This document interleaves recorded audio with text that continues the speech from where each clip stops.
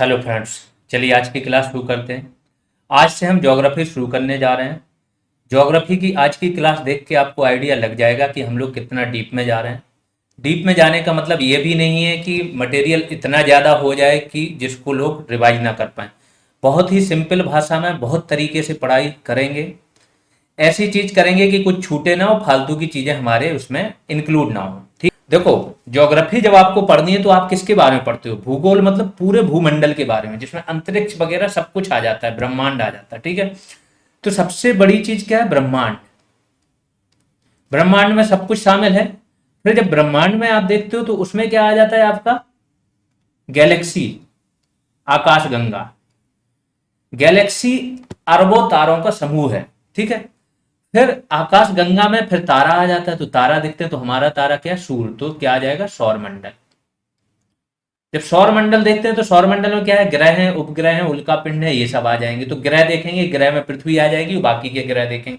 ऐसे चलते हुए हम लोग वन बाई वन करके सारी चीजें देखने वाले हैं। सबसे पहले ब्रह्मांड जानेंगे क्या है, फिर गैलेक्सी, फिर सौर मंडल, फिर तारे, फिर ग्रह, उपग्रह, पृथ्वी, चंद्रमा, सबके बारे में डिटेल में जाएंगे। आज की क्लास बहुत लंबी होने वाली है, 1 घंटे के पार भी जा सकती है, क्योंकि 15 पेजेज की पीडीएफ है। इसको मैंने सोचा कि इसको पूरी तरीके से कवर कराएं। आगे की जो क्लासेज आएंगी वो 7 या 8 पेजेज की पीडीएफ रहेंगी, तो इससे आधी ही ड्यूरेशन की रहेंगी। ये टॉपिक भी आपका बहुत बड़ा है। ठीक है, तो चलिए शुरू करते हैं। सबसे पहले ब्रह्मांड एवं सौरमंडल। एक चीज ध्यान रखना आप लोग कि जो स्टार्टिंग की 4 क्लासेज, 4 से 5 क्लासेज जिसने बहुत अच्छे से पढ़ ली और हर चीज याद कर ली, उसको पूरी ज्योग्राफी में कहीं प्रॉब्लम नहीं होने वाली। एक कॉन्सेप्ट प्लस फैक्ट, जब आपके पास कॉन्सेप्ट होते हैं ना, तो फैक्ट कितने भी डाल दो, उनको याद करने के लिए आपके पास एक स्टोरी होती है। थोड़ा सा जाओ, एग्जांपल देता हूँ, कोई मूवी देखने जाते हो 3 आवर्स की, जितने भी पात्र होते हैं उसमें मुश्किल से 20 से 25 से ज्यादा पात्र होते हैं जो नाम आपको याद हो जाते हैं जब आप मूवी देख के आते हो। यहाँ 20-25 पात्रों के नाम आप हिस्ट्री में देखोगे, आपकी 1/4 हिस्ट्री खत्म हो जाएगी। 20-25 पात्र के नाम, क्या काम किया उन्होंने, कब आए, क्या किया क्या नहीं, ये याद कर लो। क्योंकि वहां क्यों याद हो जाते हैं? क्योंकि उसको बैक करने के लिए एक स्टोरी होती है। सेम चीज हम यहाँ करेंगे कि हर चीज को बैक करने के लिए एक आपके पास स्टोरी हो, एक कॉन्सेप्ट हो, फिर फैक्ट्स हो, तो आपको जल्दी याद हो। चलिए शुरू करते हैं। सबसे पहले ब्रह्मांड किसे कहते हैं? जो हमारे चारों ओर विस्तृत विशाल अंतरिक्ष ब्रह्मांड कहलाता है। जो विस्तृत विशाल अंतरिक्ष है ना, वो पूरा क्या है? ब्रह्मांड कहलाता है। अब आते हैं ब्रह्मांड के अंतर्गत आता क्या क्या है। इसके अंतर्गत सारे पिंड, जितने भी पिंड हैं, तारे, ग्रह, उपग्रह, पृथ्वी और पृथ्वी पे मौजूद एक एक चीज, सब ब्रह्मांड के अंतर्गत ही आते हैं। सारे पदार्थ तो सिर्फ पृथ्वी पे मौजूद नहीं, सारे पिंडों पे भी मौजूद, तारों पे भी जो जो चीजें मौजूद है। ब्रह्मांड मतलब जो कुछ भी आपको दिख रहा है सब ब्रह्मांड का पार्ट है।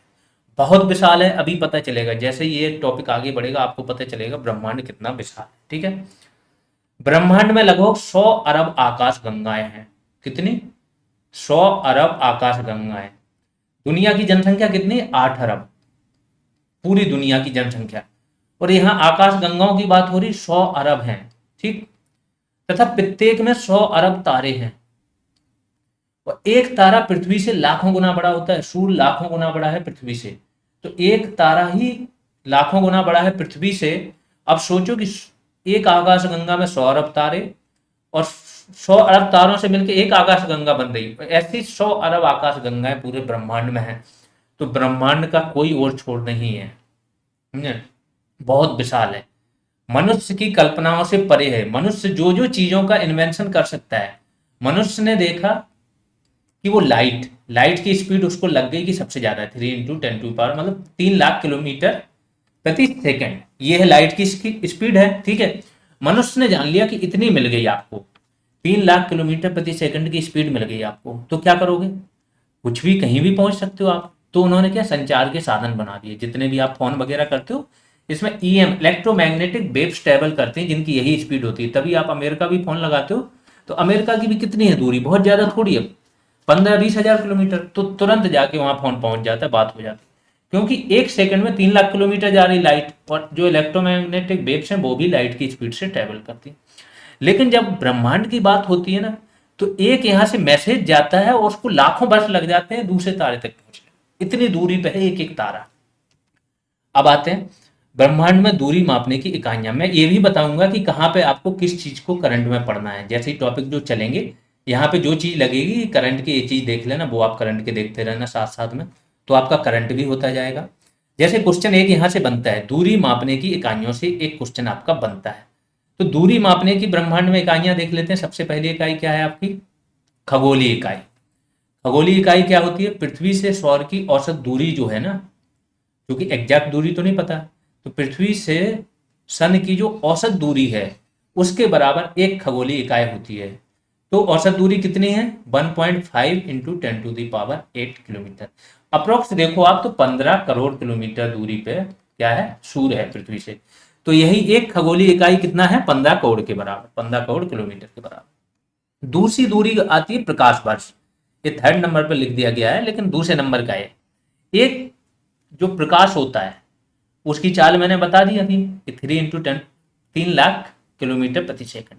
तो प्रकाश इस चाल से एक वर्ष में जितनी भी दूरी चलता है वो क्या कहलाती है? प्रकाश वर्ष। तो एक वर्ष में प्रकाश कितनी दूरी चल लेता है? 9.46 इंटू 10⁻12, इतने किलोमीटर प्रकाश दूरी चल लेता है, तो वो कहलाता है प्रकाश वर्ष। प्रकाश वर्ष से क्वेश्चन आते हैं, खगोलीय इकाई से आते हैं। सबसे बड़ी दूरी मापने का सबसे बड़ा मात्रक कौन सा है आपका? पारसेक। एक पारसेक में कितना होता है? 3.26 प्रकाश वर्ष। मतलब प्रकाश 3 वर्ष, 3.2 वर्ष में जितनी दूरी चलेगा वो एक पारसेक के बराबर होगा। ये 3 इकाइयां, यहां से एक क्वेश्चन बनता है आपका, इसको ध्यान रखना। फिर ब्रह्मांड की उत्पत्ति के कुछ सिद्धांत है कि ब्रह्मांड की उत्पत्ति कैसे हुई। इस पे अलग अलग जो है खगोलवेत्ता, भूवेत्ता सब अपना अपना अनुमान लगाते रहते हैं, ठीक है। तो इस पे जो सबसे ज्यादा मान्य थ्योरी है हम उस पर बात करेंगे, वो है बिग बैंग थ्योरी। इस थ्योरी में किसने दी थी? बेल्जियम का एक पादरी था, जॉर्ज लेमेंटेयर। इसने ये थ्योरी दी थी 1931 में। क्या बताया था? इसने बोला कि आरंभ में केवल एक पिंड था, वो पिंड गुरुत्वाकर्षण के कारण उस पर सारा जितना भी द्रव्यमान या मास था ना उस पर संचित होता रहा। तो ऐसा हुआ कि इसका आयतन कम से कम हो गया और इसका जो घनत्व है वो अनंत हो गया। इतना ज्यादा कि एक अगर आप 1 इंच भार उठाओगे ना तो इतना ज्यादा होगा कि कई कुंटल, कई टन, इतना ज्यादा इसका भार हो गया, एक जगह सारा मास संचित हो गया। लेकिन क्या हुआ कि उसके अंदर गैसें वगैरह हर वो चीजें थी, मिक्सअप था। इसमें हुआ विस्फोट। जब बहुत ज्यादा दबाव बढ़ गया तो इसमें एक विस्फोट हुआ, और विस्फोट से इतना खतरनाक हुआ कि दूर दूर सारी चीजें छिटक गई। इसी से सारे तारे, ग्रह वगैरह सब बने हैं। ये बिग बैंग थ्योरी बोलती है। विस्फोट के 3 मिनट के अंदर ही पहले परमाणु का निर्माण हो गया, इन्होंने बोला। तो ये क्वेश्चन यहाँ पे भी आता है। अब ये क्वेश्चन यूपी पीसीएस लेवल तो है, यूपीएससी में भी यही ज्योग्राफी आपकी। यूपीएससी क्या है? एनसीईआरटी आप 11 और 12 की पढ़ लीजिए। यूपीएससी का आप 70% ज्योग्राफी कवर है, इसमें एनसीईआरटी तो कवर है प्लस 3-4 बुकों का और सार है। दैट मीन्स यूपीएससी भी यहाँ पे कवर है। यूपीएससी में भी इससे बाहर नहीं जाएगा जो चीजें पढ़ा दी जाएंगी। अब वो इसलिए कि स्टूडेंट घबरा ना जाए, बट हम तो चीजें शॉर्ट करके क्रिप्ट करके दे रहे हैं, तो यूपीएससी में भी चीजें जो आएंगी आपकी, आप देखोगे क्वेश्चन सॉल्व हो रहे हैं, ठीक है। आगे आ जाते हैं। ये घटना कब घटित हुई? 13.7 अरब वर्ष पूर्व यह घटना घटित हुई। विस्फोट के 3 मिनट के अंदर ही पहले परमाणु का निर्माण हुआ था, ऐसा इन्होंने बोला। ये क्वेश्चन यूपीएससी में आया है कि बिग बैंग का जो विस्फोट हुआ था उसके कितने मिनट के अंदर ही पहले परमाणु का निर्माण हुआ। अब आ जाते हैं, हमने पढ़ लिया बिग बैंग थ्योरी, निर्माण हो गया सारी चीजों का। लेकिन अब हमें जानना है कि हमारी आकाश गंगा कौन सी है जिसमें हमारा सूर्य जो है वो तारा आता है और सौरमंडल आता है। तो ये आकाश गंगा है मिल्की वे। एक चीज और जान लें ब्रह्मांड के बारे में बताता। आकाश गंगा, जैसे हमारी आकाश गंगा है, ये है आकाश गंगा, ठीक है। ऐसे करके इसमें तारे लगे हुए हैं। तो जो तारे हैं ना वो आकाश गंगा की परिक्रमा लगाते हैं, पूरी आकाश गंगा की। और तारों की कौन ग्रह लगाता है, ग्रहों की कौन उपग्रह लगाता है, उपग्रहों की कौन, और जो उनके क्षुद्र ग्रह हैं ये सब लगाते हैं एक दूसरे की परिक्रमा। क्यों लगाते हैं? क्योंकि इनका जो तारों है, बड़ा तारा है तो इसके पास मास है, तो इसका एक गुरुत्वाकर्षण होता है। गुरुत्वाकर्षण होता है तो गुरुत्वाकर्षण इसको अपनी ओर खींचता है और कक्षा से इसको बाहर नहीं जाने देता है, इसलिए यहीं पे ही परिक्रमा लगाता रहता है। ऐसे चलता है, सब एक दूसरे की परिक्रमा लगाते हैं। मिल्की वे आकाश गंगा क्या है? तारों का ऐसा समूह जो अपने गुरुत्वाकर्षण के कारण परस्पर बंधे हुए हैं। इसी मिल्की वे आकाश गंगा में ही हमारा क्या सौरमंडल है। इसका आकार क्या है? सर्पिलाकार है, सर्प के आकार की। पृथ्वी सूर्य सभी इसका चक्कर लगाते हैं। पृथ्वी सूर्य जितने ग्रह उपग्रह हैं सब इसका चक्कर लगाते हैं मिल्की वे। बस इतना ही जानना था कि हमारी आकाशगंगा का क्या नाम है। आगे चलते हैं, तारे देखते हैं। तारे क्या होते हैं? पहली चीज तो तारों के बनने का एक जान लो कि तारे बनते कैसे हैं। अगर आपको ये समझ में आ जाएगा कि तारे बनते कैसे हैं तो आगे तारों के बारे में सब कुछ जान जाओगे। ठीक। तो ये बोला गया कि ये जो भी अलग हुए, विस्फोट हुए, तो उनके पास अपनी खुद से ऊर्जा तो कुछ थी नहीं। तो आरंभ में क्या होता है? धूल और गैसों के बादल ही होते हैं। एक बड़े विस्तृत क्षेत्र में धूल होती है और गैस होती है। गैस कौन सी होती है? हाइड्रोजन और हीलियम। ये मैंने यहाँ पे लिखा है। 70% हाइड्रोजन होती है, 28% हीलियम होती है, 1.5% कार्बन होती है, नाइट्रोजन, नियोन। ये सब मिला के आपके कितने? 1.5% ही है, कार्बन, नाइट्रोजन और नियोन। 0.5% आपका क्या होता है? लौह। ये सब कहाँ? इन बादलों में रहता है। इसमें क्या होगा? धीमे धीमे इनका आपस में एक गुरुत्वाकर्षण होगा, गुरुत्वाकर्षण से आकर्षित करेंगे तो ये आपस में टकराएंगे। तो जो आरंभ में इनका -273 के आसपास तापमान रहता है, -273, -173, ये तापमान क्या होगा? धीमे धीमे बढ़ना शुरू होगा जब इनमें टकराएंगे। तापमान बढ़ता जाएगा, बढ़ता जाएगा, एक तापमान 100 के ऊपर पहुंच जाएगा, 100 डिग्री सेल्सियस। जैसे 100 डिग्री सेल्सियस के ऊपर पहुंच जाएगा, इनमें अभिक्रियाएं शुरू हो जाएंगी। क्रियाएं शुरू होंगी, तापमान और बढ़ेगा। इसके बाद इनका जो संलयन, नाभिकीय संलयन होता है, वो शुरू हो जाएगा। नाभिकीय संलयन शुरू होता है तो हाइड्रोजन किसमें? हीलियम में बदलने लगे। एक 4 जो आपके हाइड्रोजन परमाणु हैं, एक हीलियम बनाएंगे। और इससे क्या होता है? नाभिकीय संलयन क्या है? Hydrogen bomb. अगर किसी ने पढ़ा हो हाइड्रोजन बम क्या होता है, तो परमाणु बम से हजारों गुना मजबूत होता है हाइड्रोजन बम। तो इससे बहुत अपार ऊर्जा निकलेगी और क्या? प्रकाश निकलेगा, और यहां से ये तारा बन जाएगा, पूरा खुद का प्रकाश हो जाएगा। तो आरंभ में इसे प्रोटोस्टार बोलते हैं, जब इसके पास प्रकाश ऊष्मा नहीं होती है। आगे चल के क्या है? ये प्रक्रिया सारी होती है तो ये तारा बन जाता है। अब तारा बनने की आपको प्रक्रिया पता चल गई है, तो आगे चलते हैं। तारे क्या है? ऐसे खगोलीय पिंड जो निरंतर ऊष्मा तथा ऊर्जा उत्सर्जित करते हैं। यह हाइड्रोजन, हीलियम तथा धूल के विशालकाय बादलों से बने होते हैं। ठीक है। 70% इसमें क्या होती है? हाइड्रोजन होती है, 28% हीलियम होती है, और ये सारी चीजें बता चुकी कि 1.5% आपका कार्बन, नाइट्रोजन, नियोन, ये सब होते हैं। ठीक। अब जब ये तारा बन गया, आगे चल के इसके बारे में और चर्चा करेंगे कि इसके अलग अलग, देखो तारा बन गया, एक बार ऊष्मा आ गई उसके पास, प्रकाश आ गया, तो वो क्या करेगा? बराबर चमकता रहेगा जब तक उसके पास हाइड्रोजन होगी। जब पूरी हाइड्रोजन हीलियम में बदल जाएगी तो फिर क्या है? तारा अपने अंतिम चरण में प्रवेश करेगा। सूर्य का भी अंतिम चरण आएगा 5000 वर्ष बाद। ठीक है। तो अंतिम चरण में जब तारा प्रवेश कर जाएगा, इसके बाद क्या होगा? इसके अलग अलग रूप आएंगे कि रेड जाइंट बनेगा, कि सुपरनोवा बनेगा, कि नाइट्रॉन बनेगा, कि ब्लैक होल का नाम सुना होगा, कि ब्लैक होल बनेगा। सब कुछ आज समझ जाओगे, बस ध्यान से सुनना और समझना। ये समझना इसलिए जरूरी है क्योंकि इससे ज्योग्राफी शुरू हो रही है, इससे आगे की चीजें जुड़ी हुई होंगी। तो ये समझ में आ गया तो आगे की चीजें भी बहुत अच्छे से समझ में आएंगी। अब जब तारे के प्रकाश, तारा प्रकाश देने लगा, तो हर तारा तो एक जैसा प्रकाश देगा नहीं, सबका आकार अलग अलग है, सबके अंदर हाइड्रोजन की मात्रा अलग अलग है। तो रंग के आधार पर तारे 3 प्रकार के होते हैं। सबसे पहले लाल रंग। तो लाल रंग, जब आग जलती है देखते हो लाल वगैरह रंग आ जाए, दैट मीन तापमान कम हो गया, तो ये निम्न तापमान के होते हैं।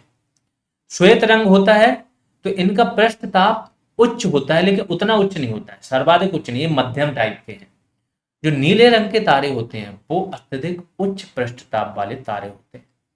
इनका तापमान इतना अधिक होता है कि इनका कलर नीला दिखाई देता है।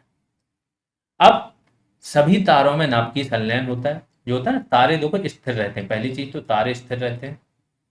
तारे मिल्की वे, आकाश गंगा का परिक्रमा तो लगा रहे हैं, बट वो अपनी जगह उस जगह स्थिर हैं। ठीक है। तो तारे स्थिर हैं। तारों को की परिक्रमा कौन लगा रहा है? ग्रह। ग्रहों की परिक्रमा कौन लगा रहा है? उपग्रह। तो जब ग्रह परिक्रमा लगाते हैं इसलिए तारे हमको क्या है? चलते हुए दिखाई देते हैं। ठीक। हाइड्रोजन परमाणु, इसमें नाभिकीय संलयन में क्या होता है? हाइड्रोजन परमाणु लगातार हीलियम परमाणु में बदलता रहता है। तो हाइड्रोजन परमाणु लगातार हीलियम में बदलेगा, यही नाभिकीय संलयन का वो है, क्रिया है। इसमें नाभिकीय संलयन में क्या होता है? 2 परमाणु जुड़ते हैं। ठीक है। तो कई हाइड्रोजन जुड़ के एक हीलियम बनाते हैं। नाभिकीय विखंडन जो होता है उसमें परमाणु क्या टूटता है, तो लेकिन विखंडन परमाणु बम वाली चीज है। जो परमाणु बम बनता है वो नाभिकीय विखंडन पे आधारित होता है। ठीक है। और जो हाइड्रोजन बम बनता है वो नाभिकीय संलयन पे आधारित होता है। अब आते हैं अगला फैक्ट देखते हैं। दूसरा तारा, एक तो सूर्य हमारा सबसे नजदीक है, लेकिन एक तारा है प्रोक्सिमा सेंटोरी। अगर पूछा जाए कि सूर्य के बाद पृथ्वी के सबसे नजदीकी तारा कौन सा है, तो वो यही है कि सूर्य के बाद पृथ्वी का सबसे नजदीकी तारा क्या है, प्रोक्सिमा सेंटोरी। इसका जो इसकी दूरी है वो कितनी है, 4.22 प्रकाश वर्ष, इतनी दूरी पे है। दूसरे फिर तीसरे नंबर का सबसे पास का तारा, एक तो हो गया सूर्य सबसे पास, फिर दूसरा ये है, फिर तीसरा है अल्फा सेंटोरी। ये कितना है, 4.3 प्रकाश वर्ष। तो ऐसा भी कभी कभार फैक्ट पूछते हैं, अंदर से पूछते हैं, देखो आजकल, ठीक है। आजकल जीएस का कोई भरोसा नहीं। जो वीडियो का एग्जाम हुआ आपने देखा होगा कि कुछ क्वेश्चन, 4-5 क्वेश्चन ऐसे पूछ देते हैं जो व्यक्ति ना कर पाए, तो आपको सब चीजें पढ़ के रखनी चाहिए। अब तारों में कि ध्रुव तारे को छोड़कर सभी तारे पूर्व से पश्चिम की ओर जाते हुए दिखाई देते हैं। तो जब हम तारों को देखोगे तो सभी तारों को हम देखेंगे पृथ्वी पे, तो क्या पृथ्वी कैसे कर रही है परिक्रमा, पश्चिम से पूर्व की ओर परिक्रमा लगा रही है। तो तारे हमें कहां से कहां तक दिखाई देंगे, पूर्व से पश्चिम की ओर जाते हुए दिखाई देते हैं, केवल ध्रुव तारा छोड़ दो तो। अब तारे के निर्माण के चरण देख लेते हैं कि तारे का निर्माण कैसे होता है, कौन कौन से चरण में प्रवेश करता है। सबसे पहले प्रोटोस्टार होता है, जो मैंने बताया कि -173 डिग्री सेल्सियस तापमान से 107 डिग्री सेल्सियस तापमान तक इसका पहुंच जाता है। कैसे, गैसों और धूल के बादलों में संकुचन होता है, संकुचन होता है तो आपस में टकराते हैं, टकराने से धीमे धीमे तापमान बढ़ता है। फिर क्या होगा, जब तापमान इतना हो जाएगा, 4 छोटे हाइड्रोजन संलयित होकर एक बड़ा हीलियम नाभिक बनाते हैं। इससे क्या हो जाएगा, नाभिक की संलयन शुरू, तो चमक मिल जाएगी और ऊष्मा मिल जाएगी इनको। अब ये तारा जिंदगी भर ऐसा ही रहेगा, बराबर नाभिक की संलयन होगा, इसका तापमान, एक क्रिया चलती रहेगी, साथ में तापमान ऊष्मा देता रहेगा, जैसा कि सूर्य हमें लगातार दे रहा है, इसमें नाभिक की संलयन बराबर चल रहा है, ठीक है। अब लेकिन तारा जब अपने अंतिम चरण में पहुंच जाएगा तो क्या बनता है, रेड जायंट तारा। ये क्या होता है, जब संपूर्ण हाइड्रोजन हीलियम में परिवर्तित हो जाती है, कहाँ, उसके तारे के क्रोड में, जो इसका क्रोड होता है, यहाँ पे संपूर्ण हाइड्रोजन क्या है, हीलियम में परिवर्तित हो गई। तो क्या होगा, इसके क्रोड में संलयन बंद हो जाएगा। संलयन जब इसका बंद हो जाएगा और इसके जो बाहरी भाग है वहां पे बनी है, वहां पे अभी क्या हाइड्रोजन शेष है, तो वहां पे हाइड्रोजन हीलियम में कन्वर्ट हो रही है। मीन्स यहाँ पे नाभिक की संलयन चल रहा है किनारों पे, अंदर बंद हो गया। तो तारे को अपने आप में संतुलन बनाना है, तो तारा अपने संतुलन बनाने हेतु बाह्य आवरण का प्रसार कर लेता है और बहुत बड़ा, इसका आकार बहुत विशालकाय हो जाएगा। तो विशालकाय आकार वाले को हम क्या बोलते हैं, जायंट, और कलर इसका रेड हो जाएगा, तो ये क्या हो जाएगा, रेड जायंट तारा। तो बड़ा आकार तथा लाल रंग की वजह से इसको क्या बोला जाता है, रेड जायंट तारा। फिर इसका रेड जायंट का अगला चरण क्या आता है कि यदि तारे का प्रारंभिक द्रव्यमान सूर्य के बराबर है, ठीक है, तो यह श्वेत वामन तारा बन जाता है। एक छोटा सा तारे में परिवर्तित होकर श्वेत वामन तारा बन जाता है ये, अगर तारे का प्रारंभिक द्रव्यमान सूर्य के बराबर है, दैट मीन्स 1.44। सूर्य का जो द्रव्यमान है, अभी एक आगे चल के आएगा, ठीक है, आगे चल के बताएंगे। चंद्रशेखर लिमिट जो है ना, सुब्रमण्यम चंद्रशेखर करके भारतीय वैज्ञानिक थे, इन्होंने ये लिमिट बताई थी, तो इसके लिए इनको क्या नोबेल पुरस्कार मिला था, ठीक है। तो इन्होंने बोला था कि अगर तारे का द्रव्यमान क्या है, सूर्य के द्रव्यमान के 1.44 के बराबर है, तो श्वेत वामन तारा बनेगा। अगर इस द्रव्यमान से अधिक है तो वो सुपरनोवा तारे के रूप में उसमें एक विस्फोट होगा, और विस्फोट के बाद 2 टाइप के तारे बनेंगे, या तो वो न्यूट्रॉन तारा बनेगा या ब्लैक होल तारा बनेगा। दैट मीन्स रेड जायंट जो तारा है, उस जब वो रेड जायंट चरण में प्रवेश करेगा तो हम देखेंगे उसका द्रव्यमान कितना है। अगर सूर्य का द्रव्यमान इंटू 1.44 करो, इससे कम या इसके बराबर है, तो क्या करेगा, ये श्वेत वामन तारा बन के यहाँ पे इसकी स्थिति खत्म हो जाएगी। लेकिन अगर इससे ज्यादा है तो क्या होगा, इसमें विस्फोट होगा, जिसको बोला जाएगा सुपरनोवा विस्फोट। और विस्फोट होने के बाद 2 स्थिति बनेगी, या तो ये न्यूट्रॉन तारा बनेगा या क्या ब्लैक होल बनेगा। तो जो ब्लैक होल पढ़ा है ना आपने, वो यहां से आता है, ठीक। चंद्रशेखर लिमिट जो मैंने बता दी 1.44 गुना होती है, सुब्रमण्यम चंद्रशेखर इन्होंने दी थी। अब ब्लैक होल क्या होते हैं वो जान लो। जब विशालकाय पिंड स्वयं के गुरुत्वाकर्षण से, देखो कोई पिंड होता है, ठीक है, अब ये क्या हो गया, इसमें विस्फोट हो गया, ब्लैक होल बन गया, तो ये इसका गुरुत्वाकर्षण से ये संकुचित होना शुरू हो जाएगा।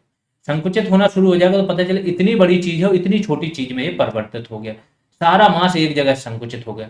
तो जितना मास जितनी कम जगह पे संकुचित होगा, चुंबक देखी होगी आपने, वो क्या करेगा, बाहरी चीजों को आकर्षण करने की उसकी शक्ति बढ़ जाएगी। फिर ये धीमे धीमे और भी चीजें आकर्षित करेगा, तो इसका अपने आप क्या हो जाएगा, संकुचन भी बढ़ेगा, साथ में इसका आकार भी बढ़ेगा। तो एक टाइम ऐसा आ जाएगा कि इसकी शक्ति इतनी पावरफुल हो जाएगी कि अपने पास से किसी भी चीज को वापस नहीं जाने देता है। यहाँ तक कि प्रकाश को भी नहीं जाने देता, इसलिए ये दिखाई नहीं देता। बस यही है ब्लैक होल, कि जब विशालकाय पिंड स्वयं के गुरुत्वाकर्षण से संकुचित होकर काफी छोटा बन जाता है तथा अत्यधिक द्रव्यमान एक ही बिंदु पर संकुचित हो जाता है। ठीक है, अत्यधिक द्रव्यमान क्या होता है, एक ही बिंदु पर संकुचित हो जाता है, तो उसे क्या बोलते हैं, ब्लैक होल। न्यूट्रॉन तारा ही ब्लैक होल में परिवर्तित होता है। तो जो मैंने बोला दो चरण होते हैं, या तो न्यूट्रॉन तारा बनेगा विस्फोट के बाद, या ब्लैक होल। तो जो न्यूट्रॉन तारा ही होता है वो आगे चल के ब्लैक होल में बदल जाता है।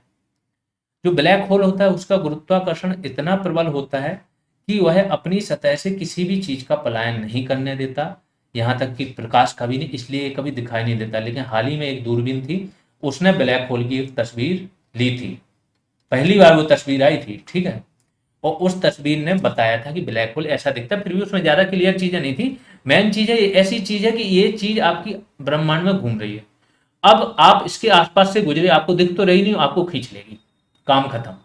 ऐसी चीज है ये ब्लैक होल। सौर मंडल देख लेते हैं, अब आ जाते हैं। देखो तारे देख लिए हमने, तारे के सारे चरण देख लिए। अब उन तारे में से एक तारा है सूर्य, क्योंकि सूर्य से ही हमको लेना देना है, तो पहले हम सौर मंडल देखेंगे। सौर मंडल में क्या क्या है, फिर एक एक ग्रह के बारे में, पहले सूर्य के बारे में पढ़ेंगे, फिर एक एक ग्रह के बारे में पढ़ेंगे। ठीक है, सौर मंडल में क्या क्या आता है, आपका सूर्य आता है, उसके 8 ग्रह आते हैं, उन ग्रहों के अपने उपग्रह होते हैं वो भी आते हैं, हजारों क्षुद्र ग्रह हैं वो आएंगे, धूमकेतु आएगा, उल्का आएंगे, उल्का पिंड आएंगे। जब उल्का ऊपर रहेगा पृथ्वी के वायुमंडल में, जल के राख हो जाएगा उल्का, तो उल्का कहलाता है। लेकिन अगर वो जल के कुछ हिस्सा बच के पृथ्वी पे गिर गया तो वो उल्का पिंड हो जाता है। ठीक है, तो ये सारी चीजें हम देखेंगे, इनसे मिलके क्या बना होता है आपका सौरमंडल। आगे आते हैं, सभी सूर्य की परिक्रमा करते हैं। ये जितने भी हैं सौरमंडल में, चाहे ग्रह हो चाहे उपग्रह हो, ये जैसे उपग्रह है तो उपग्रह पृथ्वी की तो परिक्रमा कर ही रहा है, वो सूर्य की भी परिक्रमा कर रहा है। तो जितनी भी चीजें इसमें हैं वो सूर्य की परिक्रमा करते हैं, सभी सूर्य से ही निर्मित है। जो भी चीजें हैं वो सूर्य से ही निर्मित है, सूर्य का ही टूटा हुआ भाग है। ठीक है, तथा सूर्य के द्वारा ही सब प्रकाशित है, किसी भी सूर्य के अलावा किसी भी ग्रह उपग्रह का खुद का कोई प्रकाश नहीं होता है, सूर्य के प्रकाश से ही हमें दिखाई देते हैं। आगे चल के जब मैं बताऊंगा आपको कि ग्रहण क्या होता है, ग्रहण वो स्थिति होती है जब सूर्य के प्रकाश को रोक देता है आने से। अगर पृथ्वी है तो सूर्य ग्रहण लगा है तो चंद्रमा बीच में आ जाएगा पृथ्वी और सूर्य के, तो सूर्य हमें दिखाई नहीं देगा, उसको बोलते हैं ग्रहण। ठीक है, अब आते हैं सूर्य के बारे में जान लेते हैं। सूर्य की पृथ्वी से दूरी कितनी है, 1.5 इंटू 10⁸ किलोमीटर। अगर ऐसे देखो तो 15 करोड़ किलोमीटर इसकी दूरी है। सूर्य के प्रकाश को पृथ्वी तक पहुंचने में कितना समय लगता है, 8 मिनट 20 सेकंड। ठीक है, कहीं कहीं 8.23 मिनट्स भी लिखा रहता है, इसको देख लेना। अगर और ज्यादा उसमें दिया है आपका दशमलव में तो आप 8.23 करके आना, क्योंकि बीपीएससी में एक बार एक क्वेश्चन आया था, 8.2 था उसमें, 8.3 8.4 लोगों ने 8.2 लगाया था, पहले बीपीएससी ने 8.2 माना था, बाद में लोगों ने क्लेम किया तो उसको ई कर दिया था। ई ऑप्शन क्या होता है बीपीएससी में, कि 2 या 2 से अधिक या इनमें से कोई नहीं, दैट मीन्स जिनका सही था वो गलत हो गया था। ठीक है, प्रकाश की चाल कितनी है, 3 इंटू 10⁵ किलोमीटर प्रति second, that means 3 lakh kilometre प्रति सेकंड, ये प्रकाश की चाल। केंद्रीय भाग का तापमान, सूर्य के केंद्रीय भाग का तापमान कितना है, 1.5 इंटू 10⁷ डिग्री सेल्सियस। यहां से क्वेश्चन आता है, केंद्रीय भाग का तापमान से आता है, प्रकाश की चाल से आता है, सूर्य को ये तापमान पहुंचने में सूर्य की दूरी, हर एक फैक्ट से क्वेश्चन बनते हैं आपके, एक एक फैक्ट याद कर लेना। ठीक है, बाहरी सतह का, सूर्य की बाहरी सतह का तापमान कितना है, 6000 डिग्री सेल्सियस, यहां से भी आपका क्वेश्चन बनता है। अब आते हैं, सूर्य की प्रकाशमान सतह को क्या बोलते हैं, प्रकाश मंडल। ठीक है, प्रकाश मंडल के किनारे दिखाई नहीं देते जिन्हें वर्णमंडल कहते हैं। तो प्रकाश मंडल के वो किनारे जो दिखाई नहीं देते हैं वो वर्णमंडल कहलाते हैं, और सूर्य की प्रकाशमान सतह, जो सतह प्रकाशित हो रही है उसको क्या बोलते हैं, प्रकाश मंडल। इसको ध्यान रखना, दोनों से क्वेश्चन बनते हैं कि प्रकाश मंडल किसे बोलते हैं और वर्णमंडल किसे बोलते हैं। आगे चलते हैं, ये तो हो गया आपका प्रकाशित भाग। तो प्रकाशित भाग भी अपने आप में एक बाहरी भाग है, तो उनके किनारों की बात हो गई, लेकिन इनका ये सबसे बाहरी भाग क्या कहलाता है, तो सूर्य का बाह्यतम भाग कोरोना कहलाता है। ये वो वाला कोरोना नहीं है जो बीमारी आई थी, कोरोना क्रीट या कोरोना ऐसे करके इसको बोला जाता है, जो केवल सूर्य ग्रहण के समय, ये जो कोरोना होती है केवल सूर्य ग्रहण के समय दिखाई देती है, और इससे क्या होता है, एक्स रे उत्सर्जित होती है। इसलिए सूर्य ग्रहण जब होता है ना, सूर्य को नंगी आंखों से देखना क्यों वर्जित होता है या बाहर निकलना क्यों, क्योंकि उस टाइम पे एक्स रे उत्सर्जित हो रही होती है। तो इसको हम लोगों ने किससे जोड़ दिया, अपनी धार्मिक प्रथाओं से भी जोड़ दिया। लेकिन मेन चीज क्या है, आप देखो साइंटिफिकली देखो तो क्या होता है, बाहर निकलने से एक्सरे से खतरा होता है, क्योंकि जब सूर्य ग्रहण होगा उस टाइम पे क्या है, एक्सरे ज्यादा उत्सर्जित होते हैं, इसलिए बाहर जाना मना होता है। ठीक है, आगे चलते हैं। एक टर्म आता है सौर ज्वाला, सोलर फ्लेयर। ये क्या होती है, कभी कभी प्रकाश मंडल से परमाणुओं का तूफान, जो सूर्य का प्रकाश मंडल है, जो भाग प्रकाशित हो रहा है, तो इससे क्या होगा, एक परमाणुओं का एक तूफान आएगा, प्रकाशित परमाणु जो है, जो प्रकाशित हो रहे हैं। ठीक है, कोयला होता है, जलता है भट्टी, कभी कभी देखते हो एकदम चिंगारी से निकल जाती है, सेम चीज है। तो परमाणुओं का तूफान इतनी तेजी से निकलता है कि सूर्य के गुरुत्वाकर्षण को ये पार करके अंतरिक्ष में चला जाता है, जिसे क्या बोलते हैं, सौर ज्वाला कहते हैं। बस इतना ही है सौर ज्वाला। अब ये सौर ज्वाला हमें दिखाई देती है, ठीक है, तो कहाँ दिखाई देती है वो देखो, कि अरोरा ऑस्ट्रेसिस और अरोरा बोरियालिस, ये दो टर्म्स आते हैं आपके, जो भी यूपीपीसीएस दे रहे हैं उनको पता होगा, आरओ भी दे रहे हैं, तो आपको इतनी डिटेल में तो जाना ही पड़ेगा कि आपको सारी जानकारी हो। ठीक है, तो अरोरा ऑस्ट्रेसिस और अरोरा बोरियालिस जो होती है आपकी, वो यहीं से निकलती है, जो आपका सौर ज्वाला है, जब ये कहाँ, पृथ्वी के वायुमंडल में पहुंचेगी। तो जब सौर ज्वाला पृथ्वी के वायुमंडल में प्रवेश करती है, तो वायु कणों से टकराकर रंगीन प्रकाश उत्पन्न करती है, जिसे आप इंद्रधनुष भी देखे हो ना, इंद्रधनुष बनता है वो इसी से बनता है। जब सौर ज्वाला आती है, पृथ्वी के वायुमंडल में प्रवेश करेगी, तो अलग अलग कणों में उसके जितने भी रंग हैं, विबग्योर वाले 7 रंग हैं, उनमें क्या हो जाएगी, वो विभाजित हो जाएगी। ठीक है, उत्तरी ध्रुव पे इस घटना को क्या बोलते हैं, अरोरा बोरियालिस। बस ये इंपॉर्टेंट है, उत्तरी ध्रुव पे क्या बोलेंगे, अरोरा बोरियालिस, और दक्षिणी ध्रुव पे क्या बोलेंगे, अरोरा ऑस्ट्रेसिस। जिस चीज को मैं इंपॉर्टेंट बोलते जाऊँ समझ लेना, वहां से क्वेश्चन आपके बनते हैं और एकदम बनते हैं। ठीक है, एक टर्म आता है आपका सौर कलंक। ये क्या होता है, इसी से ही रिलेटेड है, जहां से सौर ज्वाला निकलती है। अब ये है प्रकाश मंडल, प्रकाश मंडल से यहाँ से सौर ज्वाला निकली। ठीक है, यहाँ से जब चीजें, तो कभी देखी हो ना कोयला, वही कोयला वाली भट्टी याद करो, जहां से कोयला या कोयला के कुछ कण या चिंगारियां निकल जाए, वहां पे हल्का सा बाद में क्या धीमा हो जाता है जलना, वो तापमान भी कम लगता है, ये लगता है ये अंधेरा है। सेम यहाँ पे होगा कि सौर ज्वाला जहां से निकलती है, वहां काले धब्बे से दिखाई देते हैं, काले धब्बे दिखाई देंगे, इन्हें ही क्या सौर कलंक कहते हैं। इनका तापमान क्या होता है, अपेक्षाकृत निम्न होता है, कितना, 1500 डिग्री सेल्सियस। सौर कलंक, अब सौर कलंक का मैन है यहाँ पे रोल, प्रबल चुंबकीय विकिरण उत्सर्जित करते हैं, जो मैग्नेटिक विकिरण है, रेडिएशन, वो क्या है, ये उत्सर्जित कर देंगे प्रबल। इनसे क्या होगा, इफेक्ट क्या पड़ेगा, वायरलेस कम्युनिकेशन, जो आप फोन वगैरह लगाते हो, ये सब चीजें क्या हो जाएंगी, टीवी वगैरह, जो डिस्क वगैरह आपकी चलती है ना, डिश टीवी वगैरह, ये सारी चीजें प्रभावित होती हैं, इनको प्रभावित कर सकता है ये जो आपका प्रबल चुंबकीय विकिरण है। इसलिए ये सौर कलंक थोड़ा खतरनाक होता है। सौर तूफान देख लेते हैं। यहाँ तक कि पहले सौर कलंक है 10-12 साल में एक बार, अब इसकी भी तीव्रता बढ़ गई, यहाँ तक कि इसका रोल ग्लोबल वार्मिंग में भी दिखाई देता है। प्रूफ इसके लिए नहीं है, बट इस पर रिसर्च चल रहा है कि जो सौर कलंक है वो ग्लोबल वार्मिंग में भी अब इनकी बारंबारता बढ़ गई, योगदान दे रहे हैं। ठीक है, सौर तूफान देखते हैं। सौर तूफान क्या होता है, सूर्य अपनी संलयन अपक्रियाओं के कारण, सूर्य के अंदर संलयन, नाभ की संलयन हो रहा है, मैंने बताया, हाइड्रोजन किस में, हीलियम में कन्वर्ट हो रहा है, के कारण सशक्त आवेशित किरणों तथा विकिरणों के रूप में ऊर्जा का प्रवाह करता है। मतलब सूर्य के अंदर जो हो रहा है नाभ की संलयन, उससे क्या होगा, किरण विकिरण वगैरह प्रवाह कर रहा है, और यह घटना पृथ्वी पर क्या है, इलेक्ट्रॉनिक संचारों को बाधित करती है। और इन्हीं चीजों को क्या बोला जाए, सौर तूफान, कि जब वो रेडिएशन के रूप में भर भर के विकिरण यहाँ पे भेज रहा है, तो वही वो क्या हो गया आपका सौर तूफान। और यह घटना भी क्या करती है, इलेक्ट्रॉनिक संचारों को बाधित कर सकती है। अब इंडिया का मिशन बताते हैं। इंडिया ने मिशन घोषित किया था आज से 5 ईयर्स पहले, आदित्य L1। इसमें क्या बोला था इन्होंने, कि हम अपना एक यान भेजेंगे जो L1 लैग्रांजी बिंदु होता है। लैग्रांजी बिंदु ऐसा बिंदु होता है जिसमें चंद्रमा और सूर्य के गुरुत्वाकर्षण को संतुलित होते हैं। ऐसे पूरे अंतरिक्ष में ऐसे 5 बिंदु हैं, ठीक है, लैग्रांजी बिंदु। यहाँ पे अगर कोई चीज पहुंच गई तो वो सूर्य को बिना सूर्य ग्रहण के देखता रहेगा। दैट मीन्स कि चंद्रमा बीच में कभी नहीं आएगा, सूर्य को लगातार देख सकता है, चाहे सूर्य ग्रहण हो चाहे ना हो, इसके लिए सूर्य ग्रहण नहीं होगा। ठीक है, ये 5 बिंदु ही केवल ऐसे हैं।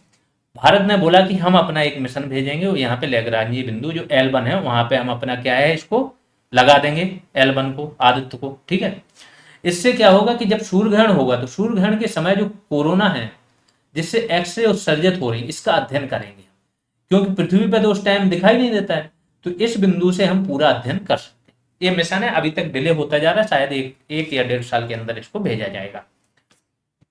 तो सूर्य का अध्ययन करने वाला प्रथम भारतीय मिशन है, लैग्रांजी बिंदु पर प्रक्षेपित किया जाएगा। ठीक, इस बिंदु से बिना किसी ग्रहण के सूर्य को लगातार देखा जा सकता है। 1.5 मिलियन किलोमीटर पे इसकी जो डिस्टेंस है L1 की वो कितनी है, 1.5 मिलियन किलोमीटर पे है। टोटल 5 लैग्रांजी बिंदु हैं पूरे अंतरिक्ष में। ठीक है, एक लैग्रांजी बिंदु शायद L2 पे अमेरिका ने अपना जेम्स वेब टेलीस्कोप लगा दिया है। ठीक है, आगे चल के आएगा। ग्रह अब आते हैं, सूर्य हमने देख लिया, अब ग्रह देख लेते हैं। हर एक पॉइंट जो बता रहे हैं, 1 या 2 क्वेश्चन आते हैं, किसी या किसी पॉइंट से आ जाएंगे। ये टॉपिक इसलिए इतना मैंने अच्छे से विस्तार से करा रहा हूँ कि हर जगह से क्वेश्चन बनते हो आपके, अब कहीं से भी क्वेश्चन आए छूटने नहीं चाहिए।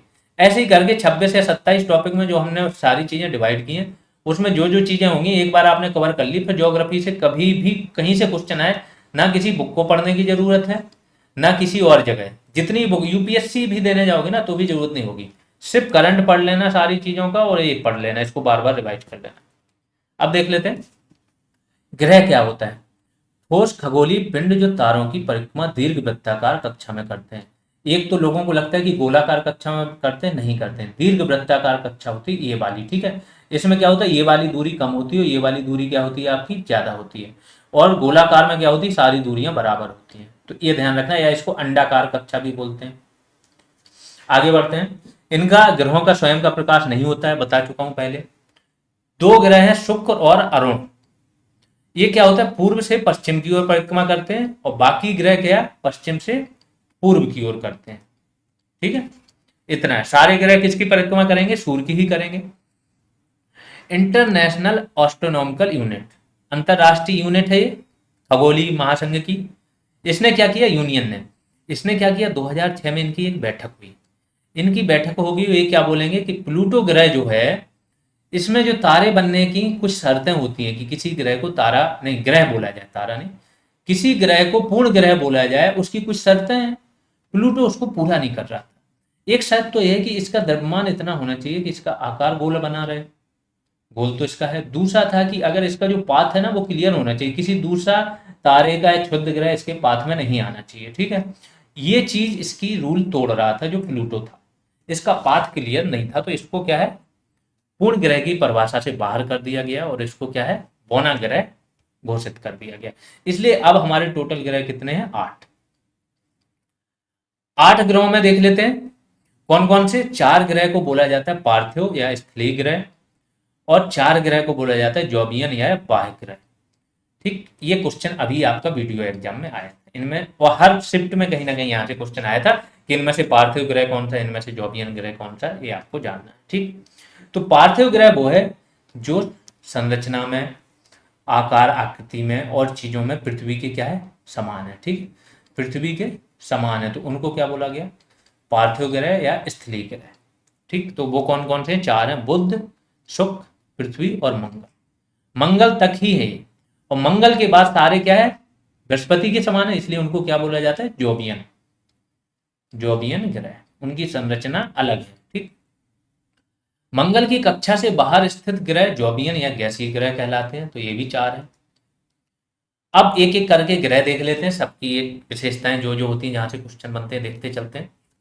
बुध ग्रह, बुध के बारे में पता होना चाहिए, सूर्य का सबसे नजदीकी है ना, सूर्य है यहाँ पे, सन है, अगर ऐसे ले लो तो यहाँ सबसे पहले क्या बुध आएगा, फिर शुक्र आएगा, फिर पृथ्वी आएगी, फिर मंगल आएगा, फिर बृहस्पति आएगा, फिर शनि आएगा, फिर अरुण आएगा, फिर वरुण। इस तरीके से ये इसी लाइन में, ऐसा नहीं कि बगल में आ गए, ऐसे करके लाइन चल रही है आगे। ठीक है, ऐसे करके ये ग्रह हैं, सूर्य की परिक्रमा लगा रहे, ये दूरी मैंने बता दी। ठीक, बुध सबसे छोटा है, सबसे पास में, इसका खुद का कोई उपग्रह नहीं है, सबसे कम समय में ये सूर्य की परिक्रमा लगाता है। दैट मीन्स इसकी परिक्रमण गति, परिक्रमण गति क्या है, सर्वाधिक है बुध की। और परिभ्रमण जानते हो क्या होता है? परिभ्रमण वो होता है जो अपनी धुरी पे चक्कर लगाता है। तो अगर परिभ्रमण गति देखोगे तो आप बृहस्पति की है। बृहस्पति अपनी धुरी पे एक चक्कर सिर्फ 12 घंटे में पूरा कर लेता है। तो सबसे ज्यादा गति किसकी? बृहस्पति की, परिभ्रमण वाली, धुरी पे घूमने वाली। और परिक्रमण गति वो होती है जो सूर्य के चारों ओर घूमता है, वो वाली गति, वो सबसे ज्यादा किसकी है? बुध की है। सबसे ज्यादा तापांतर यहीं पे है, बुध पे। तो दैट मीन सूर्य के पास में तो है, लेकिन दिन में ये क्या है? दिन में इसका तापमान पहुंच जाता है 400 के ऊपर, 400 डिग्री सेल्सियस, और रात में -170 के आसपास पहुंच जाता है। बस ये है कहानी। तो तापांतर अगर देखो -170 से 423, शायद 173 से, ऐसा कुछ है। तो टोटल 600 डिग्री सेल्सियस का आपका क्या होता है? तापांतर हो जाता है यहाँ पे। तो अगर ये पूछा जाए कि सर्वाधिक तापांतर कहाँ है, तो आपका कहाँ पे? बुध पे। लेकिन अगर ये पूछा जाए कि सर्वाधिक गर्म ग्रह कौन सा है, तो बुध नहीं है, फिर ध्यान रखना, क्योंकि बुध पे गर्मी भी है और ठंडक भी है, जमाने वाली ठंडक भी है। अगला आते हैं, शुक्र देख लेते हैं, इसका क्या है। पृथ्वी का निकटतम ग्रह यही है, मतलब मंगल पृथ्वी का निकटतम ग्रह नहीं है, शुद्ध है, शुक्र है, ठीक है। सबसे चमकीला यही है, और सबसे गर्म ग्रह भी यही है, जो मैंने बोला था। सबसे गर्म ग्रह क्यों है? एक तो यहाँ पे CO2 भारी मात्रा में, तो CO2 वैसे ही आपका क्या है? ग्रीन हाउस इफेक्ट पैदा करता है, ऊष्मा को बाहर जाने नहीं देता है। इसको सांझ या भोर का तारा कहते हैं, क्योंकि ये शाम में भी दिखाई देता है और सुबह में दिखाई देता है। पूर्व से पश्चिम की ओर परिक्रमा करता है ना, जो मैंने बताया था। पृथ्वी की बहन ग्रह, पृथ्वी की भगनी, बहन, सिस्टर ग्रह जिसको बोला जाता है ना, वो इसे बोलते हैं, ठीक है। इसका घनत्व क्यों बोला जाता है? घनत्व, आकार और व्यास सब पृथ्वी के समान ही है, इसलिए इसरो यहाँ पे भी शुक्रयान भेज रहा है। अब आपको काम क्या करना है, जो मैंने बोला था, करंट में आपको जिसके जो भी मिशन हैं ग्रहों से रिलेटेड, शुक्र पे भी बहुत सारे लोगों के, कैसनी रोवर आया था नासा का, है ना। तो आपको शुक्रयान, ये सारी चीजें देखनी है कि शुक्र पे किस किस के मिशन है। मंगल पे इनसाइट हो गया, क्यूरोसिटी रोवर हो गया, अपना भी मंगलयान था। तो नासा, इसरो, यूरोपियन एजेंसी, जिसके भी जिस ग्रह के लिए जो मिशन चल रहे हैं, सूर्य के लिए चल रहे हैं, वो सारे लेटेस्ट आपको पढ़ लेने हैं, ठीक है। चंद्रमा के लिए इसका क्या है? कोई उपग्रह नहीं है। कैसनी मिशन आपका शनि के लिए था, शुक्र के लिए नहीं था। कोई उपग्रह नहीं है इसका, ठीक। इसरो का शुक्रयान मिशन जो मैंने अभी बताया। तो दो, बुध और शुक्र ऐसे हैं जिनके कोई उपग्रह नहीं है। अब आते हैं मंगल, लाल ग्रह इसको बोला जाता है। क्यों बोला जाता है? क्योंकि यहाँ पे आयरन ऑक्साइड अधिक मात्रा में है, इस वजह से ये लाल दिखाई देता है। इसके दो उपग्रह हैं, फोबोस और डीमोस। तो बुध शुक्र के कोई भी नहीं है, पृथ्वी का एक है और मंगल के दो हैं, ठीक है। जैसे जैसे आगे बढ़ोगे उपग्रहों की संख्या बढ़ती जाएगी, ठीक है। सौर मंडल का सबसे बड़ा पर्वत, पूरे सौर मंडल का सबसे बड़ा पर्वत निक्स ओलंपिया इसका नाम है, जो कि एवरेस्ट से, माउंट एवरेस्ट से 3 गुना बड़ा है। और सबसे बड़ा ज्वालामुखी ओलिपस मैसी, सौर मंडल का सबसे बड़ा ज्वालामुखी भी यहीं पे है, मंगल पे, और सबसे बड़ा पर्वत भी है। और पर्वत की ऊंचाई माउंट एवरेस्ट से 3 गुनी है, जो यहाँ पे है ना, निक्स ओलंपिया। तो निक्स ओलंपिया याद रखना और ओलिपस मैसी याद रखना, और डायरेक्ट क्वेश्चन आ जाए कि सबसे बड़ा पर्वत कहाँ है, तो मंगल पे है, ठीक है। अब आ जाते हैं बृहस्पति के बारे में जानते हैं। बृहस्पति क्या है? सबसे बड़ा है, अपनी धुरी पर चक्कर लगाने में सबसे कम समय लेता है, जो मैंने बोला धुरी पे, इसकी परिभ्रमण गति इसकी कम है। भ्रमण की बात कर रहे हैं, ठीक है। भ्रमण और क्रमण में अंतर समझो। परिक्रमण हो जहां पे, वो क्या है? सूर्य के चारों ओर परिक्रमा वाली। परिभ्रमण हो अपनी धुरी पे, ठीक है। तो भ्रमण गति किसकी है? बृहस्पति की सबसे ज्यादा है। सबसे कम समय 10 घंटे में, वहां मैं 12 बोल रहा था, 12 से भी कम, 10 घंटे में ये क्या है? चक्कर लगा लेता है, ठीक है। इसका उपग्रह क्या है? ज्ञानीमीड नामक इसका उपग्रह है, और ये सभी उपग्रहों में सबसे बड़ा है। जितने भी उपग्रहों की बात हो रही है, अगर पूछा जाए कि पूरे सौरमंडल का सबसे बड़ा उपग्रह कौन सा है, तो ज्ञानीमीड है, जो कि बृहस्पति का है। दूसरे नंबर पे शनि का मिलेगा टाइटन, जो दूसरे नंबर का सबसे बड़ा उपग्रह है। अब बृहस्पति पे कुछ घटनाएं घटित होती हैं, वो जान लो, उनमें से भी क्वेश्चन आते हैं। एक होता है ग्रेट रेड स्पॉट, किसे बोलते हैं? बृहस्पति के वायुमंडल में एक विशाल चक्राकार एवं स्थायी तूफान आता है, ठीक है। बृहस्पति का जो वायुमंडल है, वहां पे क्या है? एक चक्राकार, जिसको बोलते हैं ना चक्रवात खासतौर से, तो विशाल चक्राकार स्थायी तूफान बना रहता है। इसी को ही क्या बोलते हैं? ग्रेट रेड स्पॉट बोला जाता है। एक होता है स्ट्रिंग ऑफ पर्ल, मोतियों की माला, चाइना भी ये टेक्निक इंडिया को घेरने के लिए लगाता है, स्ट्रिंग ऑफ पर्ल। है क्या एग्जैक्टली ये? तो बृहस्पति के दक्षिणी गोलार्ध में वामावर्त एंटी क्लॉकवाइज मतलब घूमने वाला विशाल तूफान, दोनों तूफान है, स्ट्रिंग ऑफ पर्ल भी तूफान है, ग्रेट रेड स्पॉट भी तूफान है। क्वेश्चन ऐसे ही बनता है कि ये क्या है, तो पूछा जाता है। तो ये स्थायी तूफान है और ये वाला क्या है, ये तूफान आते जाते रहते हैं। आगे बढ़ते हैं। शनि, अगला ग्रह देख लेते हैं शनि। आकार में दूसरा सबसे बड़ा ग्रह है बृहस्पति के बाद। कुल 7 वलय हैं इसके, जो इसके चारों ओर हैं। अभी वलयों की संख्या अगर नई बढ़ गई होगी तो एक बार इसको देख लेना, अपडेट कर लिया करो जो चीज करंट हो, क्योंकि जो मोस्ट ऑथेंटिक सोर्स होते हैं यूपीएससी लेवल के, यूपीपीसीएस लेवल के, कभी कभी क्या होता है ये अपडेटेड नहीं होते। अब हम छोटी चीजों के लिए अपडेटेड चीजें वो होती हैं जो छोटे वन लाइनर्स वाले होते हैं, ये तुरंत अपडेट कर लेते हैं। इसमें क्या होता है, राइटर लिख देता है, बड़ा वाला राइटर। तो जब आपको मोस्ट कॉन्सेप्चुअल चीजें चाहिए होती हैं तो कभी कभी फैक्चुअल चीजें आपको अपडेट करनी पड़ती हैं। आगे आ जाते हैं। एकमात्र उपग्रह जिसका पृथ्वी जैसा सघन वायुमंडल है, यही है कौन, शनि। ध्यान रखना, पृथ्वी जैसा सघन वायुमंडल किसका है, शनि का। सबसे बड़ा उपग्रह इसका शनि का कौन सा, टाइटन है, और पूरे सौरमंडल का दूसरा सबसे बड़ा उपग्रह है ये, ठीक है, ज्ञानीमेड के बाद। इसका घनत्व सभी ग्रहों और जल से कम है। ये ध्यान रखो, शनि का घनत्व जो है ना सारे ग्रहों से और जल से कम है। दैट मीन्स अगर जल भरा पड़ा है और शनि को उसमें डाल दोगे तो शनि उसमें पूरा उपग्रह क्या है, तैरने लगेगा। ये है आपका शनि, जल में तैरने लगेगा, क्योंकि इसका घनत्व क्या है आपका, जल से भी कम है। अब आ जाते हैं अरुण, अगला ग्रह देख लेते हैं, यूरेनस जिसको बोलते हैं। तीसरा सबसे बड़ा ग्रह है, पूर्व से पश्चिम की ओर परिक्रमा करता है, जैसा शुक्र करता है वैसे ही अरुण करता है, पूर्व से पश्चिम। बाकी सब क्या, पश्चिम से पूर्व की ओर करते हैं। इसका झुकाव अधिक होने के कारण इसको क्या, लेटा हुआ ग्रह बोला जाता है। तो क्वेश्चन यहीं से बनता है कि लेटा हुआ ग्रह किसे बोलते हैं, या ऑर्डर बोल देंगे, घनत्व में ऑर्डर लगाओ, सबसे बड़े में ऑर्डर में अरेंज करो, तो ये इसका रोल यहाँ पे आ जाता है। अगला देख लेते हैं वरुण। वरुण क्या है आपका, सबसे दूर वाला है, क्योंकि प्लूटो बाहर हो गया, नहीं तो प्लूटो था पहले। हरे रंग का ग्रह है, इसको हरे रंग का ग्रह बोला जाता है। इसके चारों ओर ना शीतल मीथेन, ठंडी जो मीथेन होती है उसके बादल पाए जाते हैं। तो अगर बोला जाए ना मीथेन के बादल किस ग्रह पे पाए जाते हैं, तो वो क्या है आपका, वरुण। अब कुछ तथ्य और देख लेते हैं।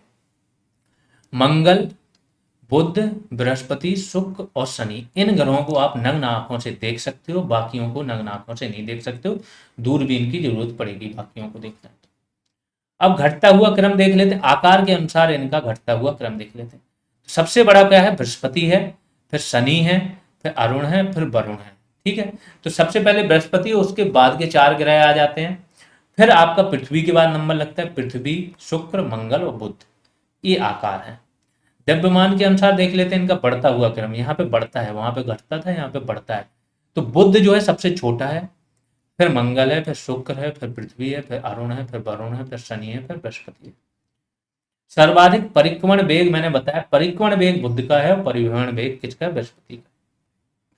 फिर एक टर्म आता है कुइपर बेल्ट, किसे बोला जाता है कुइपर बेल्ट, नासा ने न्यू होराइजन मिशन भेजा था एक, ठीक है, वो कुइपर बेल्ट के लिए ही था।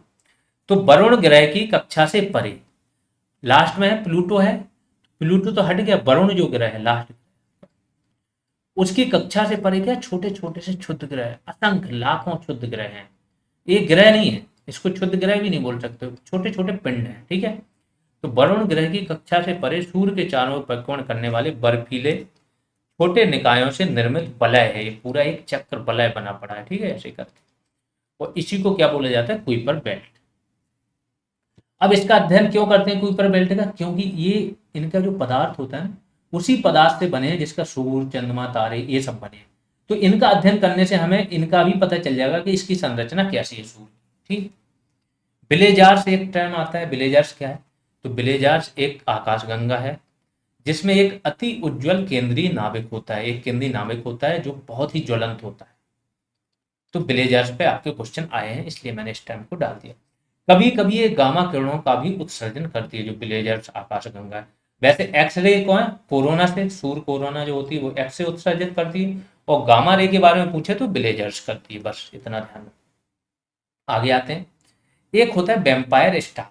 वेम्पायर का नाम समझ रहे हो, जो खाने वाला है ना। तो वेम्पायर अपने आप में राक्षस टाइप का है, स्टार है तो ये क्या होता है, एक छोटा तारा क्या करता है, जब एक छोटा तारा इतना पावरफुल होता है, ये है और ये बड़ा तारा है, तो बड़े तारे से द्रव्यमान भी खींच लेता है, मास भी खींचता है, तो ये क्या होता है, वो ऊर्जा भी खींचता है। तो जब छोटा तारा अपने बड़े तारे से द्रव्यमान और ऊर्जा खींचता है तो इसे क्या बोला जाता है, वैम्पायर स्टार। अगले टर्म्स आते हैं डार्क मैटर और डार्क ऊर्जा। डार्क एनर्जी क्या है और डार्क मैटर, डार्क पदार्थ क्या है। अभी ब्लैक होल तो जान गए, लेकिन डार्क मैटर और डार्क ऊर्जा समझो। डार्क मैटर ना तो प्रकाश का उत्सर्जन करता है और ना ही परावर्तन, ना तो इससे प्रकाश निकलता है, और अगर इस पर कोई प्रकाश चला गया तो उसका परावर्तन भी नहीं करता है, लेकिन ये पूर्ण रूप से ब्लैक होल नहीं होता। ठीक है, इसकी कुछ ऐसी वो हैं विशेषताएं जो ब्लैक होल से मेल खाती हैं, बट पूर्ण रूप से ब्लैक होल नहीं होता। ब्लैक होल इसके एक छोटे से पार्ट हैं। ठीक है, दूसरा है डार्क ऊर्जा। वह है काल्पनिक बल जिसका दबाव ऋणात्मक है। पहली ऐसी ऊर्जा आप देख रहे हो ना जिसका दबाव क्या है, नेगेटिव है। नहीं तो ऊर्जा क्या होती है, पॉजिटिव दबाव डालती है किसी चीज को आगे बढ़ने चलने इन सब के लिए। लेकिन जो डार्क ऊर्जा होती है इसका दबाव ऋणात्मक है। अब आते हैं पूरे ब्रह्मांड पे कि इनका कितना पार्ट है पूरे ब्रह्मांड में, यहाँ से क्वेश्चन बनता है। तो 23% जितने पूरे ब्रह्मांड के पदार्थ हैं वो डार्क मैटर हैं, 73% डार्क ऊर्जा है, सिर्फ 4% ऐसे पिंड हैं जो केवल दिखाई देते हैं, जो तारे वगैरह हैं, ये सब चीजें, बाकी ये बने हुए हैं। ठीक है, तो इतना ब्रह्मांड में इतनी सारी अनसर्टेनिटी है, यहाँ से आपको समझ में आ रहा हो। एक टर्म और आता है एक्सो प्लेनेट।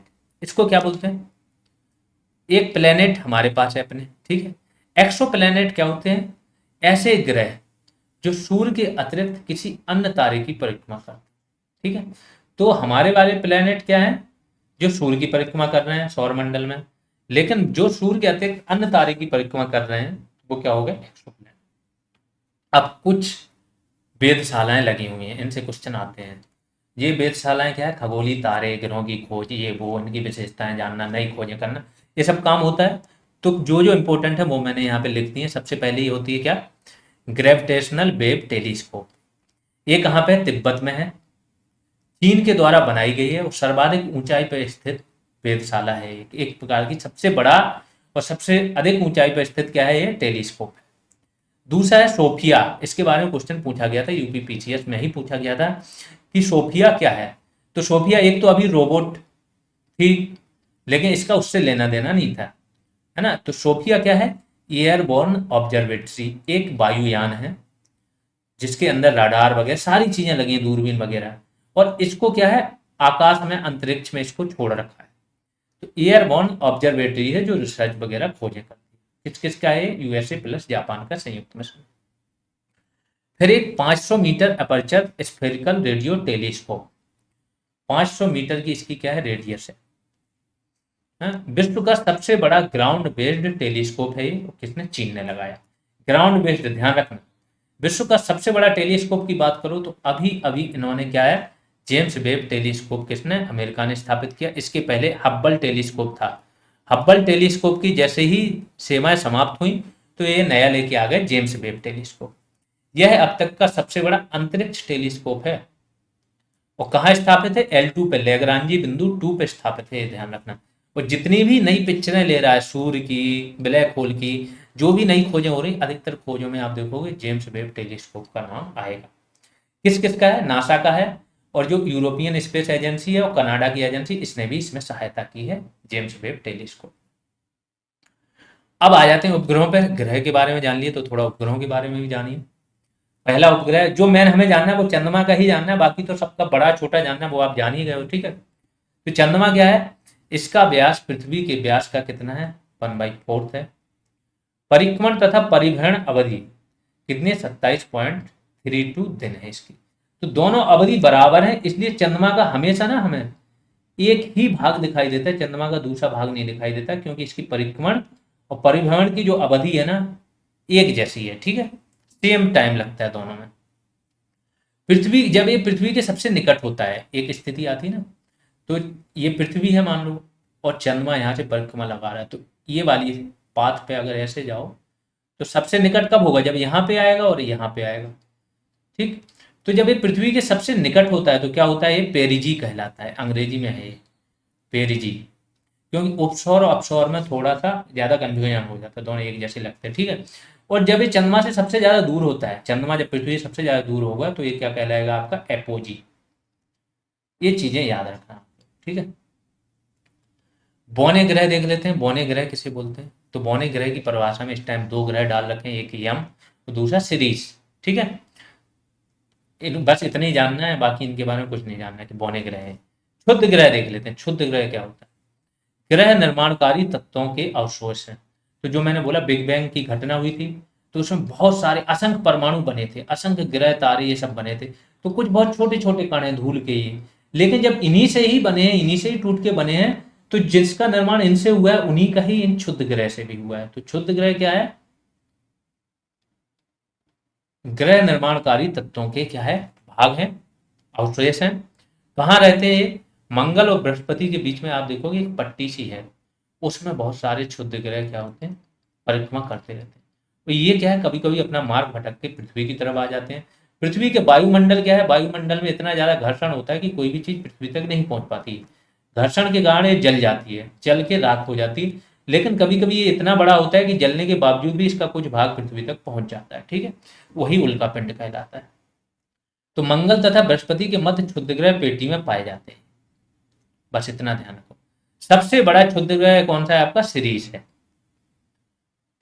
अब अगला टाइम आता है धूमकेतु या पुच्छल तारा, किसे बोलते हैं। सौर मंडल के छोर पर अत्यंत छोटे छोटे अरबों पिंड विद्यमान है। सौर मंडल का जो छोर है, इन्हें क्या बोलते हैं, धूमकेतु कहते हैं।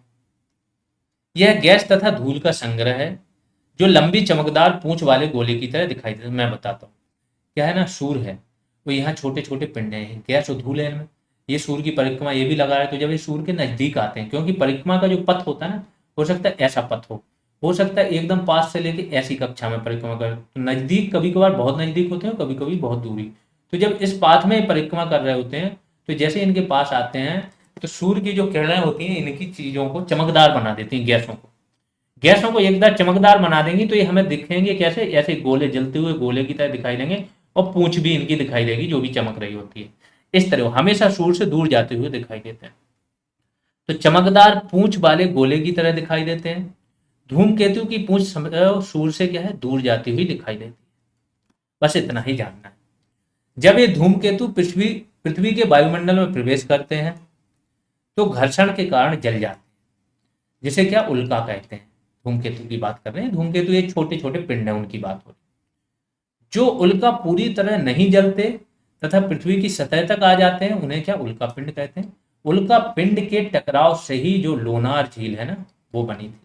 इसको पहले बोलते थे क्रेटर झील। क्रेटर क्या होता है, जब आप ज्वालामुखी पढ़ोगे तो आपको बताएंगे, ज्वालामुखी उसका मुंह है, जब मुंह काफी समय से बड़ा हो जाएगा तो एक झील बन जाती है, ठीक है, वो बोलते हैं क्रेटर। लेकिन क्रेटर झील ना होगी, ये क्या उल्का पिंड के टकराने से बनी हुई झील है, लोनार झील। ये अब प्रूफ भी हो गया। यहाँ पे आपका ब्रह्मांड और पूरा सौरमंडल, पृथ्वी, तारे, ग्रह उपग्रह, पुच्छल तारे, हर एक चीज बहुत बेस्ट तरीके से खत्म हो गई। नेक्स्ट क्लास में हम पृथ्वी के बारे में जानेंगे सारी चीजें। पृथ्वी क्या है, आंतरिक संरचना, कौन कौन सी चट्टानें हैं, क्या क्या पाया जाता है, कौन कौन से तत्व पाए जाते हैं, लोहा, एल्यूमिनियम वगैरह ये है, कितने टाइप की चट्टानें हैं, किस चट्टानों में कौन से खनिज पाए जाते हैं, बहुत डिटेल में पृथ्वी देखेंगे। फिर पृथ्वी की गतियां देखेंगे, और ऐसे चल के हम आगे बढ़ते चलेंगे। और जो भी टॉपिक आपको बताए थे सिलेबस में, वन बाई वन करके हम एक एक टॉपिक उठाएंगे और इसी तरीके से बहुत डिटेल में फिनिश करेंगे। आपका काम क्या है, आप इस चीज का देखो, अभी टाइम है, अभी आपका एग्जाम नहीं आ रहा है, जब तक डेट अनाउंस नहीं हुई है, आप तब तक खुद के सेपरेट नोट्स बनाइए। पीडीएफ आपको मिलेगी, पीडीएफ ग्रुप में अपलोड कर दी जाएगी, बट जो आपके लिए बोल रहे हैं, जो सबसे इंपॉर्टेंट है, खुद के हैंड रिटन नोट तब तक बनाओ जब तक आपकी एग्जाम डेट नहीं आ रही। तब तक इतना टाइम है, आप बनाओगे तो उसमें क्या होगा, याद जल्दी होगा। ये बीपीओ पेड बैच की जानकारी है, जिसे भी ज्वाइन करना है ये सारी चीज़ें मिल जाएंगी आपको। सिंगल पीडीएफ मिल जाएगी, पंचायती राज की, कंप्यूटर की सिंगल पीडीएफ मिल जाएगी आपको। इसका UP special topic wise MCQs, बहुत सारे एमसीक्यूज हुए हैं, 15 + 20 12, टोटल 27 टेस्ट तो आपके पंचायती राज पर हैं, और हर टेस्ट में कम से कम 150 से 200 क्वेश्चन हैं, एकदम रिलेवेंट। तो ये सारी चीज़ें मिल जाएंगी, टाइम टू टाइम पे ग्रुप कॉल होती रहती है, आपकी डाउट दूर होते रहेंगे। फीस 299 है, इस नंबर पे पे करना है, और ये स्क्रीनशॉट भेज देना टेलीग्राम या व्हाट्सएप पर। बाकी आप लोग जिसको भी क्लासेज अच्छी लग रही हैं बिल्कुल शेयर करते रहिए, आगे बढ़ाते रहिए। अभी के लिए इतना ही, धन्यवाद।